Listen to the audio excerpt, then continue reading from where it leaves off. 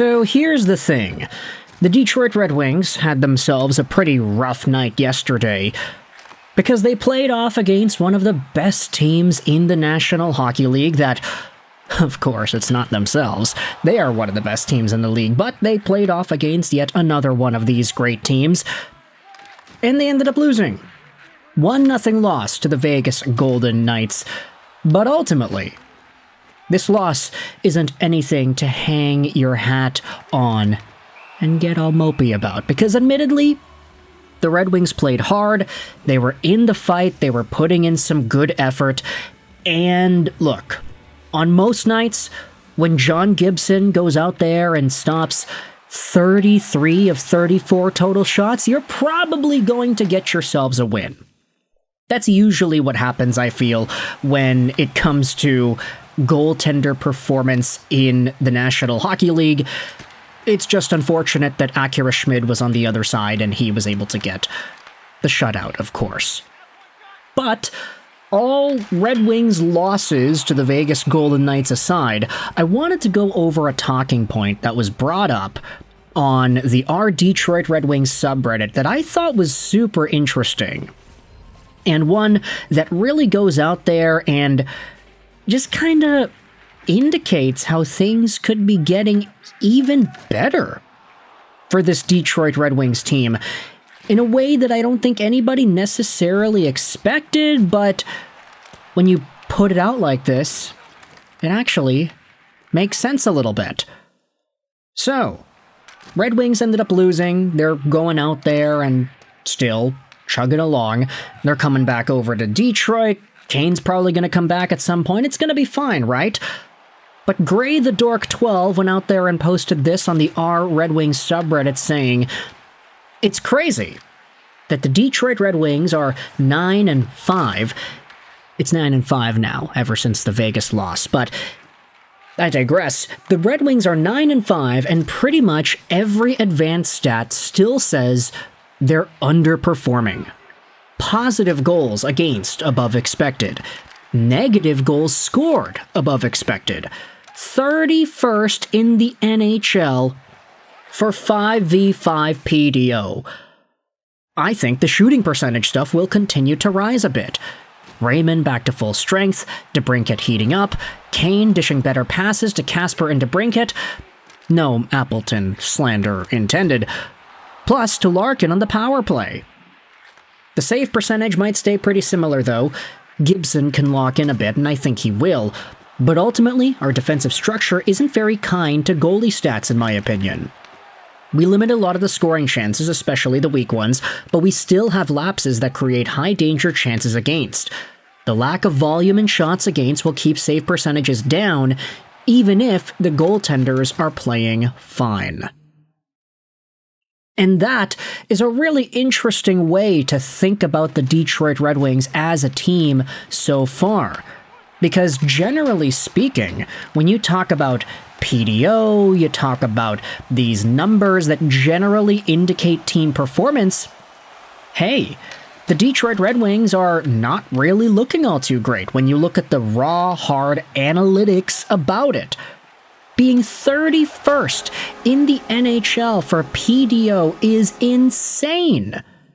PDO essentially is the luck calculation in hockey, where you add up a team's shooting percentage and you also add up the save percentage, and essentially you get a metric that debates whether or not a team is actually doing well because they're good or because they're shooting a lot of pucks that go in and the goaltenders are making a lot of saves.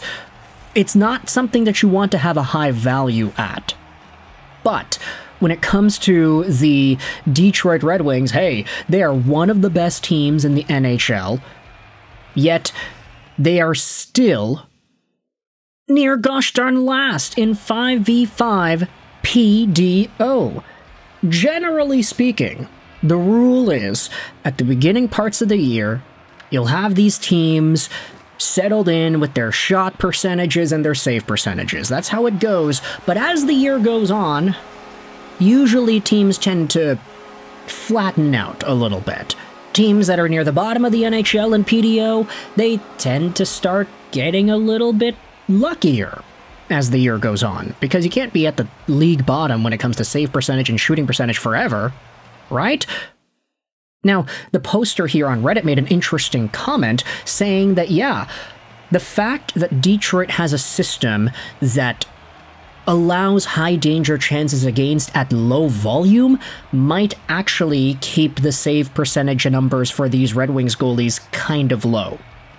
Because the Wings are very good at suffocating chances, but they do have mistakes that allow high danger chances to come in, and high danger chances generally go in. That's why they're high danger.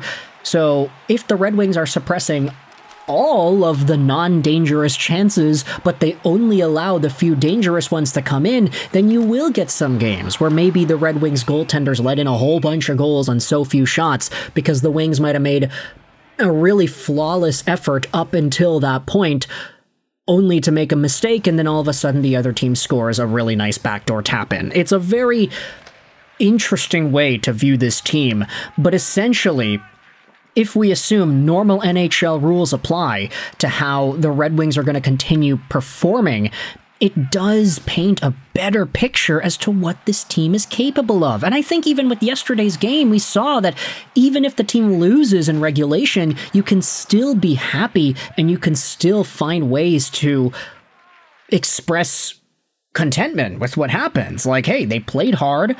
You're not going to win every game. Sometimes you play well. Sometimes you do a good job, but you just can't score. Like, that's what happened, essentially. Akira Schmid was perfect yesterday. John Gibson let in 1 goal. Thanks, Ivan Barbashev. That's it. Like, the Red Wings are pretty good. Pretty good. And I'd say one of the best parts about covering the Wings this season and just being in this bubble, watching them do their thing is, I feel like for a lot of Wings fans, it's so much more redeeming to have this be the norm after so many years after Red Wings hockey fell off when Dylan Larkin was a rookie and he played in the playoffs in his first year and never saw a sniff of playoff hockey after that. Like the other teams I cover, Montreal, Vancouver, they've had their playoff runs. They've had success even in the playoffs, winning a few rounds here and there. And I feel like a lot of those teams' fan bases, they're in different spots. But the Red Wings, it's all on the up and up. Montreal, you can say they're on the up and up, but they were already on a further up place because they made the playoffs last year, and everybody's all excited because Hudson won the Calder, and Demidov is in the conversation again too. Red Wings fans, it's like, oh wow, now there are actually tangible results that we can look at and actually be excited for. And all the young guys making an impact on the team, it just feeds into what could happen this year. Not saying the Red Wings are guaranteed to make in the playoffs, but you look at it, they're already one of the top teams in the NHL right now, despite being league worst in PDO. That shooting percentage is going to go up, baby. And once everybody starts to get healthy and once Kane comes back, oh, baby, sign me up for the Detroit bandwagon. Am I even a bandwagoner? I don't know. I've been making videos about this team for a few years now. It's been over half a decade talking about the Detroit Red Wings and their prospects and what's going on with the team. So, nah, I'm going to say it. I'm not a bandwagoner. I was making videos talking about Lucas Raymond getting drafted 4th overall. And the Cider draft reaction is one of my favorites. Seems to be some of yours too. But either way, these guys are here. The Wings are doing well. And seems like they could be doing even more well as the weeks go on. Is that even correct grammar? I don't know. Thoughts in the comment section below either way about the Detroit Red Wings and what they have shown off this season so far. I hope you enjoyed this video. And bye.